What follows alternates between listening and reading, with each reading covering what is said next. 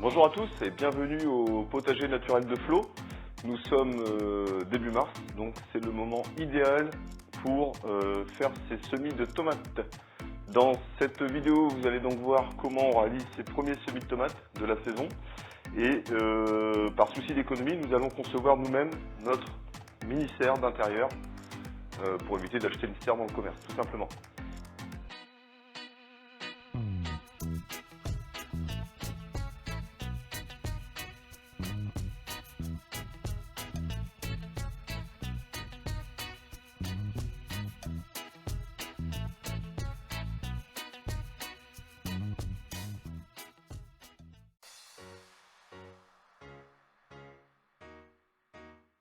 Pour réaliser vos premiers semis d'intérieur et réaliser votre mini-serre, vous allez avoir besoin de matériel. Donc à commencer par du terreau spécial semis qui est très fin et pas très riche en azote, donc c'est parfait pour des petites graines, c'est impeccable. Vous allez avoir besoin d'un chat, non pas d'un chat, vous allez avoir besoin de graines. D'accord, je reviendrai après sur le choix des variétés. Vous allez avoir besoin de plaques alvéolées, d'à peu près 3 sur 3. Si vous n'en avez pas, vous pouvez aussi prendre vous savez, les boîtes à œufs un peu en plastique. Ça fait aussi l'affaire. Et puis pour la mini-serre en elle-même, vous pouvez récupérer également des barquettes. Donc là, c'est des barquettes alimentaires. Moi, ça fait déjà 3 ans que je les ai et voilà, ça sert d'une saison à l'autre. Voilà, des étiquettes, une cuillère à soupe pour mettre en place le terreau dans nos alvéoles et puis une bonne paire de ciseaux pour découper tout ça. Voilà, donc c'est parti, on va donc commencer les semis. Donc première étape pour réaliser votre mini-serre maison, vous allez découper vos alvéoles de la taille de votre contenant. Donc, vous prenez les repères.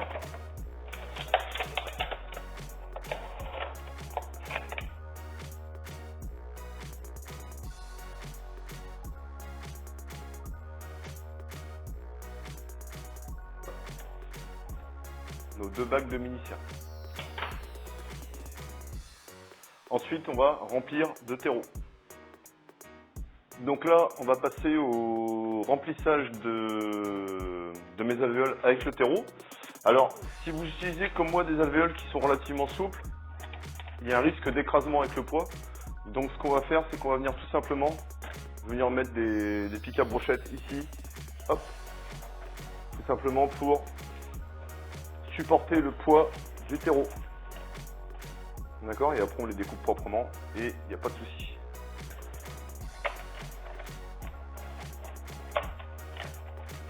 Voilà.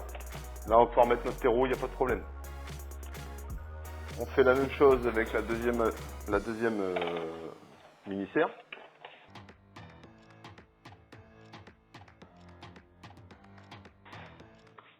Voilà, donc là on va pouvoir remplir de terreau.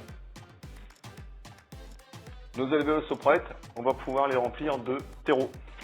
Petite astuce, vous laissez une alvéole libre.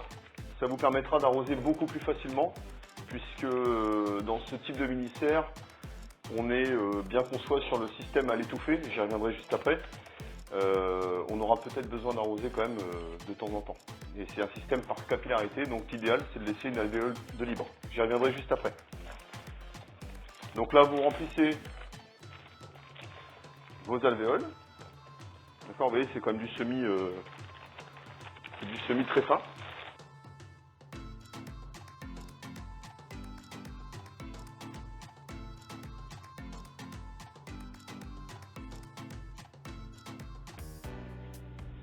Voilà. Hop. Pour tâter, vous pouvez utiliser la chute de votre plaque alvéolée ou une boîte à œufs, ça marche aussi.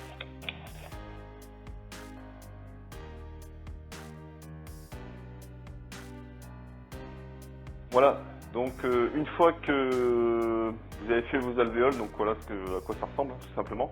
On a bien tassé le semis, d'accord? On va pouvoir passer, on a bien tassé le terreau, on va pouvoir passer au semis.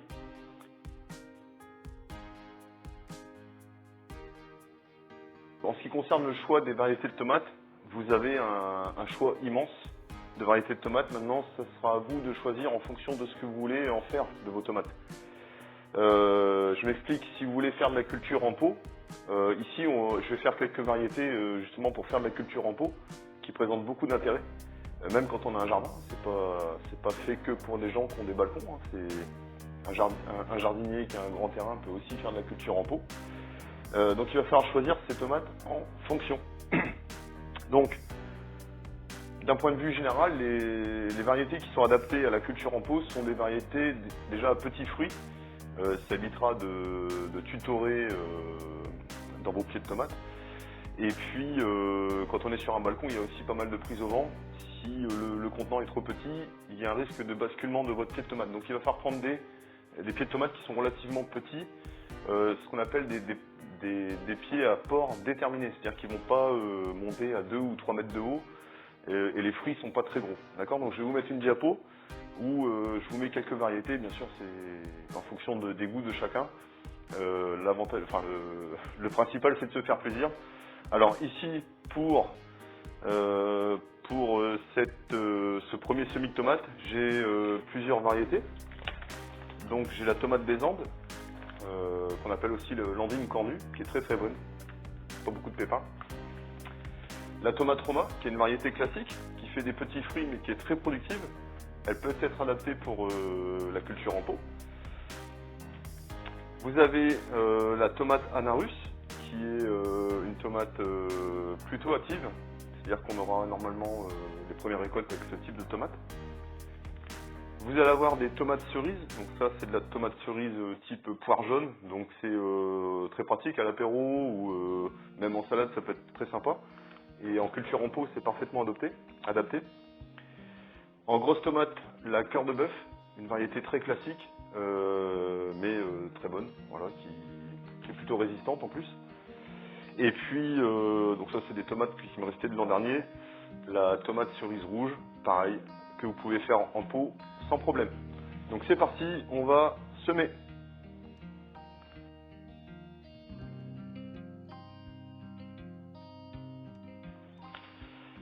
Donc là, on va faire une première ligne de tomates Roma.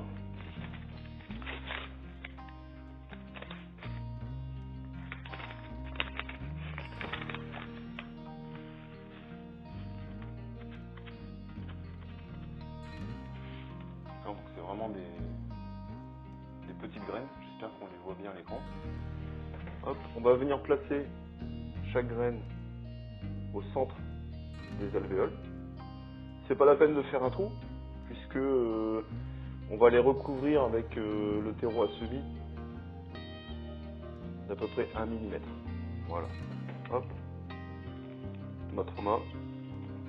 Moi je vous conseille de mettre l'étiquette juste après votre semis, parce que on peut rapidement oublier. D'accord ? Voilà, tomate Roma. Et puis on continue pour chaque ligne.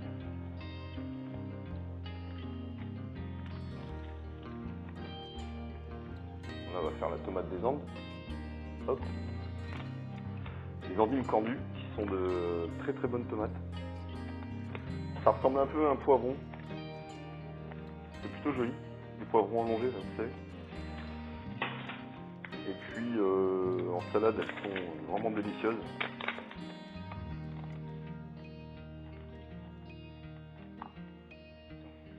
Les graines sont un tout petit peu plus grosses. J'espère qu'on les voit bien à l'écran. Voilà, donc même chose. Hein. Hop, c'est simple, il n'y a pas de piège. Hein. On met ça au centre et normalement ça devrait pousser. J'en ai deux qui sont collés. Hop.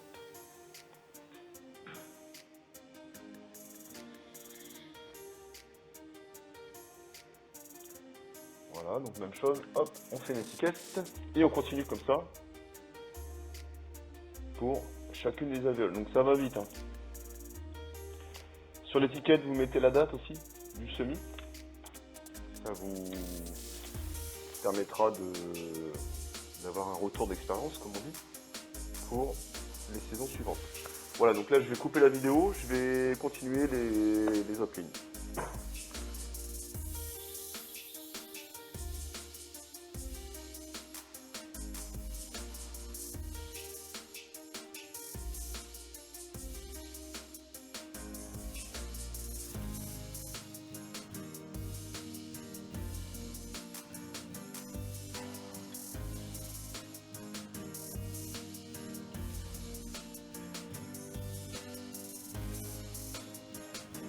À cette étape-là, il ne reste plus qu'à recouvrir finement vos graines. Donc là, c'est vraiment très léger. Vous mettez peut-être 1 mm, c'est vraiment du saupoudrage, vous voyez. Il faut que la graine soit dans l'obscurité. Mais c'est très très fin. C'est des petites graines, elles n'ont pas besoin de gros blocs de terre au-dessus d'elles. Sinon, elles vont avoir un petit peu de mal à sortir. Donc là, très finement, on saupoudre. Comme si on saupoudrait un gâteau avec du sucre glace, vous voyez. C'est un petit peu le même principe.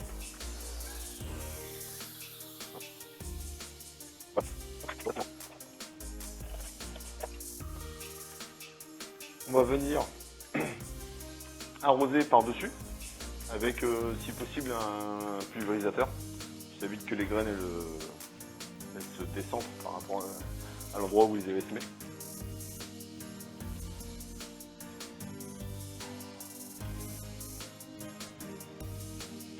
Voilà, donc là le terreau de surface il est bien humide. Normalement, une fois qu'on aura recouvert avec notre système de serre, on va avoir une humidité ambiante qui va limiter les arrosages, voire même qui va pas, il ne sera pas du tout nécessaire d'arroser vos semis.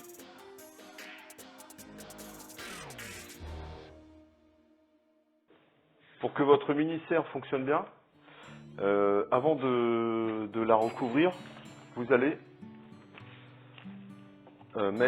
arroser en fait la cuvette, d'où l'intérêt de laisser une alvéole de libre, vous voyez, hop, je mets un petit peu d'eau dedans, ça fera une bonne réserve.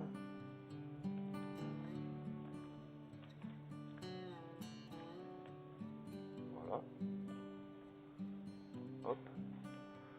Donc le niveau d'eau il n'est pas nécessairement utile qu'il touche la terre, puisque on est sur un système qu'on appelle à l'étouffée, c'est-à-dire que le fait de mettre votre couvercle par-dessus, bah, l'évaporation, vous allez avoir plein de gouttes d'eau qui vont s'entreposer sur le haut du couvercle et ça va naturellement humidifier le milieu. Donc vous n'aurez pas besoin d'arrosage.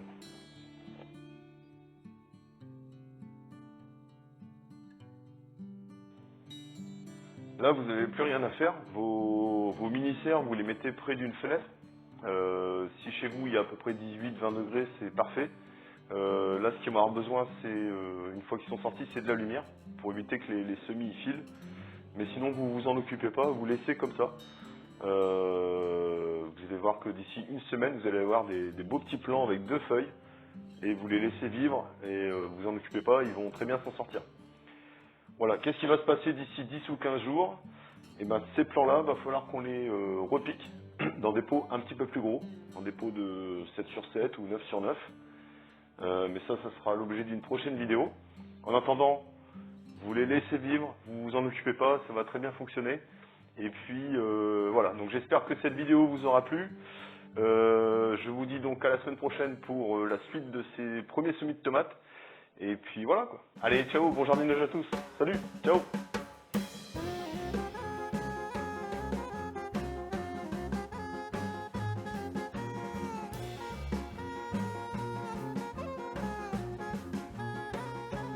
Une cuillère à soupe.